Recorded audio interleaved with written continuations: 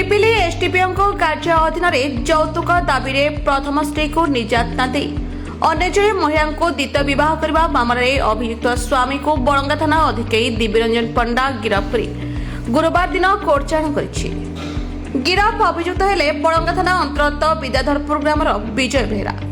सूचना मुताबक विजय गत 2023 मसीह गोप थाना चढ़ेईगाँ ग्रामर रघु मांडोई झील बिनु मांडोई को वैदिक रीति बह करते।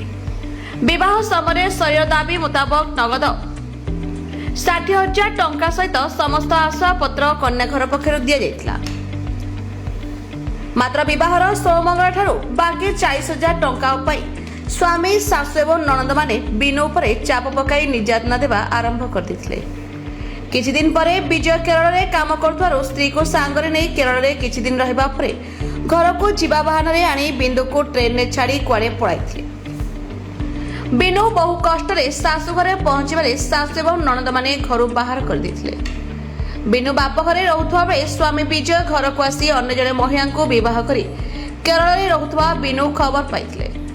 एने बिनु बड़ंगा थाना रे गत वर्ष जून मासरे अभियोग करिया परे थाना रे एक मामला रुजु करी पुलिस तदंत जारी रखिथिला। विजय गतकाली ग्राम को आसीथिबा खबर पाई एसआई केदार चंद्र दोरांक नेतृत्व में एक पुलिस टीम विद्याधरपुर ग्राम में चढ़ाऊ करी अभियुक्त विजय को गिरफ्त कर। पुरी दिवाकर प्रधान का report the Republic Odisha 24 news.